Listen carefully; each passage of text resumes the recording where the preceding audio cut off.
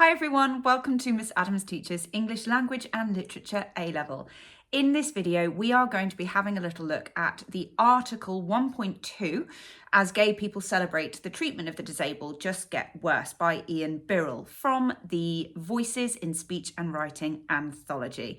I'll take you through some interesting contextual points, some notes on genre, audience and purpose, and then we'll look at some key quotes and some analysis of voice for each one. Let's get started. Okay, so let's just start off with a little bit of content and some focus on the relevant context. Okay, so this is an article about how the rights and treatment of people who suffer from disabilities is still a long way from where we want it to be. And Ian Birrell compares the treatment that homosexual couples have recently received and the way that society has moved forward with other minority groups while still not recognising the discrimination that people with disabilities still suffer. So that's the gist of the article.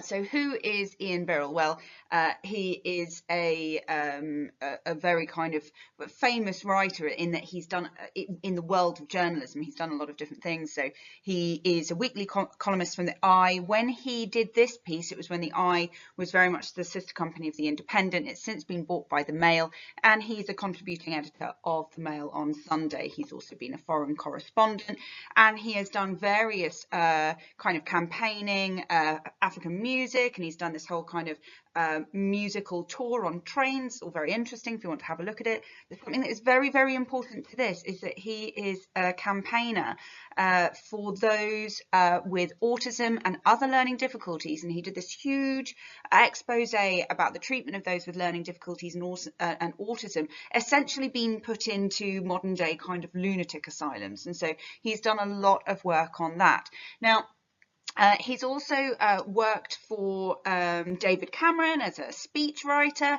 and as a younger man, his political stance was probably a little bit further towards the right. And he said that one of the things that changed this is when he's got two children, but one of his daughters has got very, very, very profound learning difficulties. And he said that being a father to a child with learning difficulties has kind of shifted his political stance, and now he spends a lot of his time campaigning and trying to shine a light on the difficulties that people with disabilities, learning difficulties, etc. face. That's quite helpful context in light of this article, which is of course called As Gay People Celebrate the Treatment of the Disabled Just Gets Worse. So, starting off with Gap, as we often do, so it's another article, featured opinion piece, so it's very much focusing on his personal experience and his opinion, although grounded in reality, grounded in current affairs. And on that note, who is this audience? Well, it's a public audience, obviously, so we've got readers of the Eye, which I said before used to be a part of the Independent, is now being bought out by the Mail. It used to be a kind of commuters paper, because back in the days when the Independent was this big, it's so easier to take on trains. It's left stance, aimed for kind of educated adult. Yes, you can have fans of Birrell, sorry. But really, if you think about the content, you're going to be thinking about readers that are interested in the rights of the disabled, rights of marginalized groups. They're going to be interested in current affairs. And, you know, the article is obviously about raising awareness and informing and persuading. Interestingly, the readers probably come from a similar stance. So rather than trying to change people's minds, it might just be reminding, highlighting, you know, putting it back into the forefront of the minds. I don't think he's necessarily needing to completely like change the minds of his readers. I think there's a kind of shared knowledge and a shared value and belief system here. So perhaps it's more about reiterating and, you know, stopping anyone from being complacent. Okay, moving into our specific analysis of key quotes. I'm not doing a line by line. There are some great videos of line by line analysis. Let me recommend Elise Fuller's video if you want to have a little look at something more detailed. Here, I'm just going to pick out maybe 6 or 7 quotes and talk to you about the voice that is created and the devices that are done so. There is an element of kind of informality in places, but generally it's quite formal despite moments of conversation. It's very direct, it's very blunt, it's very challenging. At times it's quite reflective as well. So all of your voice descriptors can be along those lines. Let's start off with headline and pull quote. Pull quote meaning this second bit comes from the article, from actually right at the very end. It's in that final section, final paragraph, but it is brought up, pulled up and popped underneath the headline as almost like a little tag. So let's have a little look. As gay people celebrate, the treatment of the disabled just gets worse. So let's start there. So clearly the most important thing to draw attention to is your juxtaposition between celebration and then the treatment of the disabled. And that's something, that juxtaposition is continued through the rest of the article. Note the fact that we are using present tense here.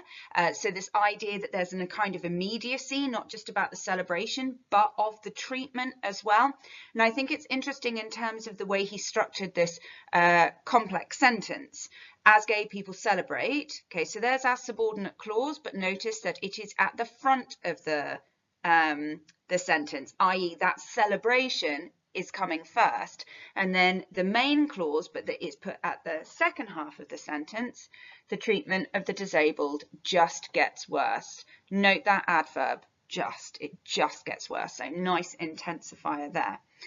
Then our pull quote here just develops that line a little bit more because it gives us something very specific, an impending danger with more spending cuts looming. So there's this kind of projection of you know, more difficulties to come. Check out our very emotive verb here, looming. Again, that sense of impending doom.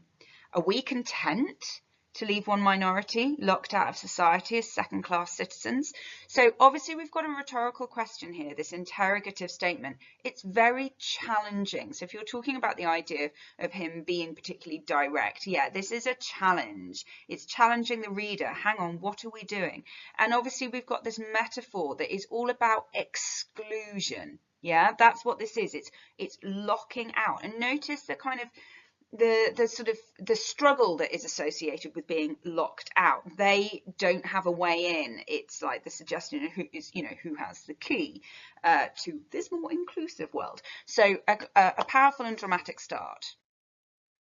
Next bit, we're going to go into the opening chunk, you know, the first paragraph or the first chunk of the paragraph, which I think is quite interesting. So they were clearing up the confetti, nursing hangovers and disappearing on honeymoons yesterday after the first batch of gay marriages in Britain. Now, so immediately we start with the third person plural pronoun they. So there's a sense of distance here. There's a question mark. Well, who is the they? Is it the couples? Is it the people around? Or is this kind of idea of this sort of ambiguous big group that are kind of on board and part of this celebration? I'll leave you to decide that as we move through the paragraph. We've got a little triad here of actions: cleaning up confetti, nursing hangovers, disappearing on honeymoons, and it all fits into this semantic field of celebration, which continues down here with the verb celebrated, this almost collocation, the traditional kiss. Note that adjective traditional, which is about demonstrating a shift in values and understanding, because of course one of the things that was stopping gay marriage previously was this kind of idea about keeping with traditions, etc. So now it's saying, oh, well, this isn't this brilliant because now gay couples also get to take part in the traditional kiss. We've got language that is to do with happiness and togetherness, you know, contented couples. I wouldn't get too caught up in the alliteration there. Like, what are you going to say about it? The hard C is mimetic of celebration. Meh, just ignore that alliteration. Only talk about alliteration if it's the impact is really clear. Yeah, you've got the abstract noun unions, again, all sense of togetherness. there's something slightly dismissive in this metaphor of the first batch of gay marriages, like, you know, getting your scones out of the oven, like have the first batch worked. The other way of looking at it is he's saying that there are so many people that have been waiting for this moment that it's like, okay, let's get the first lot done, knowing that there are more batches to come. So this is about a kind of sense of progression and what has, you know, what has happened since this moment. And then this argument develops about, yeah, this celebration of change and progression, that people that were once discriminated against are now, have now been, you know, the doors have been unlocked for them, to use his own metaphor. So we've got, you know, we should rejoice at the speed with which people who were once jailed, mocked and used as a political football have taken their correct place at the heart of society. So notice now we're using first person plural pronouns. So this is all of us, Birrell, his readers, we're all together in rejoicing. Note our little modal verb here connected to our verb rejoice. We should rejoice, okay? So if anyone read this and thought that he was being a little bit bitter about the fact that we've made this progress, that tone is only because of the lack of progress for people with disabilities or learning difficulties. He's not actually bitter about the idea of people no longer being jailed, mocked and used as a political football. So that modal verb is demonstrating that. It's we as a whole. Yes, this is something to celebrate. With which, yes, so we've got this lovely triad ending in a metaphor. Once jailed, mocked and used as a political football have taken their correct place at the heart of society. Now here again, we've got this, everything is to do with time. So yeah, the speed, positive, but that were once jailed. So this little adverb of time here is a reminder of how it was before. And then we've got this little metaphor about being at the heart of society. It's ever so slightly cliche, if I'm being a little bit critical.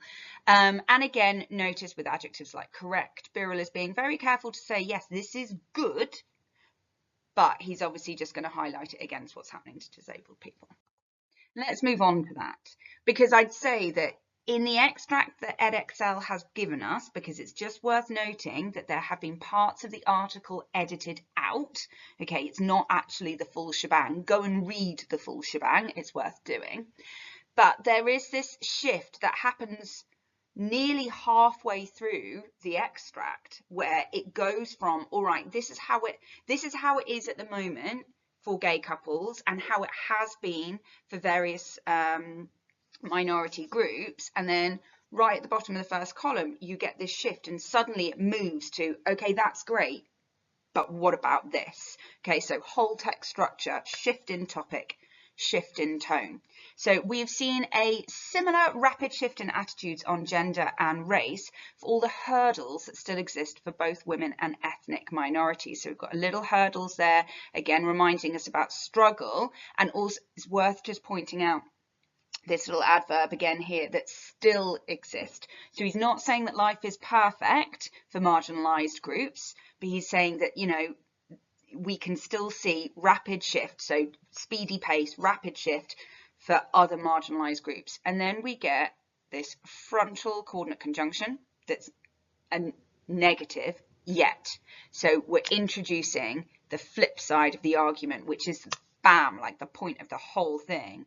Amid all the discussion of diversity and self-congratulatory talk of tolerance, one minority remains stuck in the shadows of society. So look at these, I've just underlined them for you. All the discussion of diversity, talk of tolerance.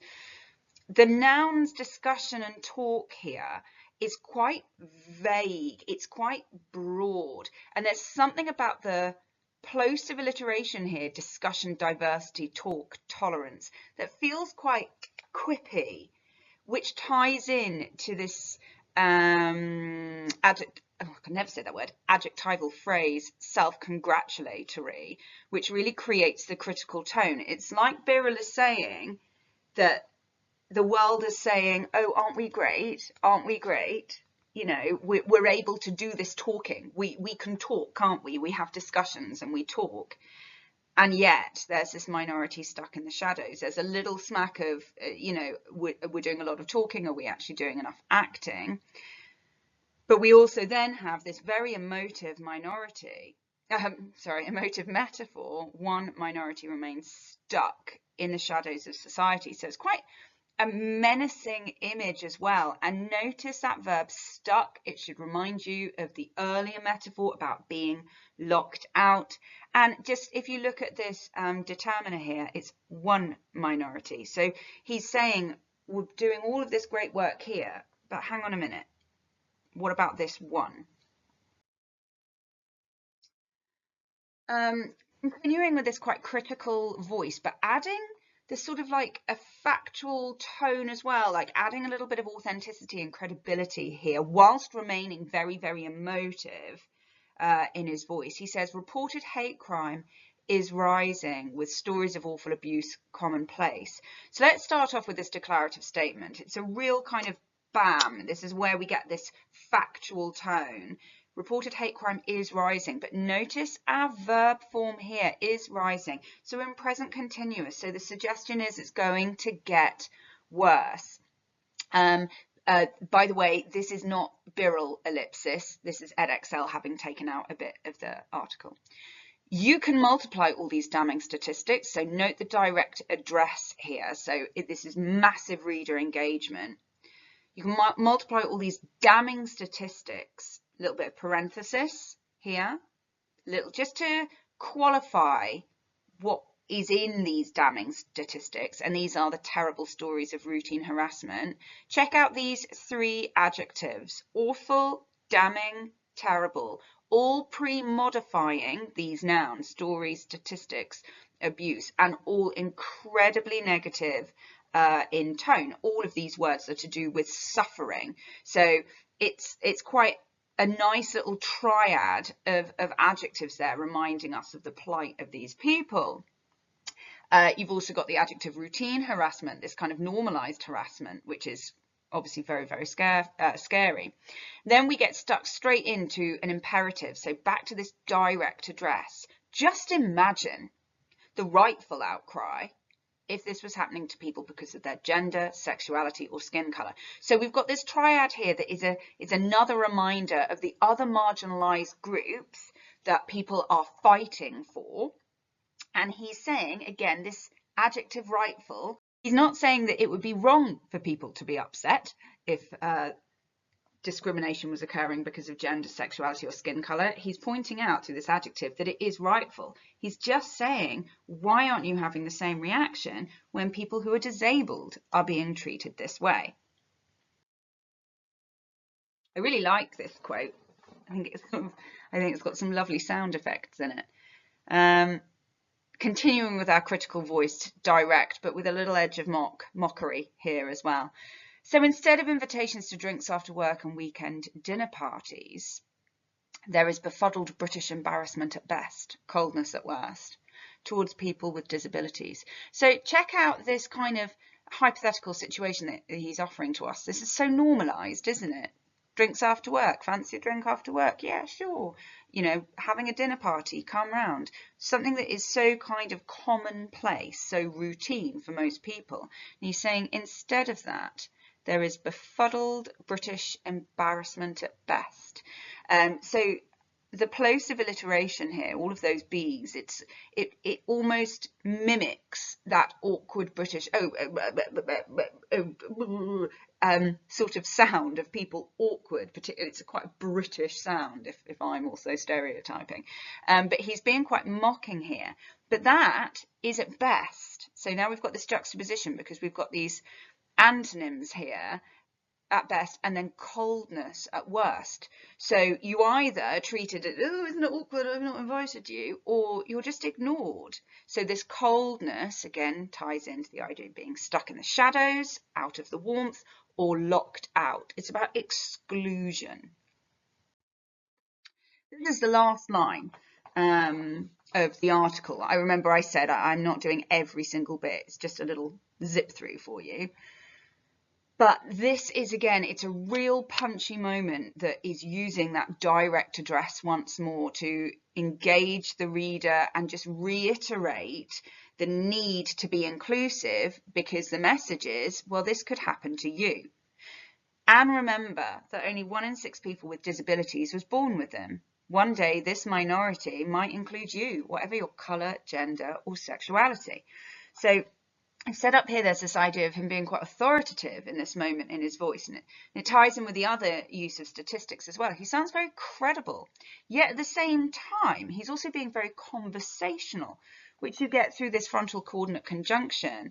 And remember, the and is the frontal coordinate conjunction, and then obviously we're moving into an imperative again here. He likes an imperative, but that and at the beginning of the sentence makes it sound a lot more kind of chatty and informal. We've got our statistics, again, adding to that sense of credibility and authority. But again, it's this direct address. It's going to include you, whatever your colour, gender, or sexuality. So again, we've got this triad that relates to marginalised groups. But what he's saying here is you might already be of a marginalised group, but disability trumps all of that because it can happen to anyone.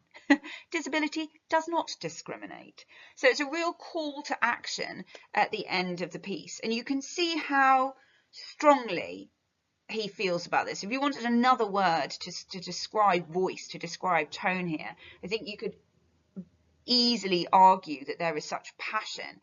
And you can tie that into all of the work that he's done in this area, and of course all of the experiences that he's had as a father. Hope that was helpful. Like I said, whistle stop tour. If there are any parts of the article that you've got questions on that I've not covered, do just drop me a line in the comments and I will come back to you. This is just to kind of keep it quick. Otherwise, yeah, hit that subscribe button if you want to hear more from me and see what other videos are coming your way. Otherwise, good luck with your exams. Happy revising.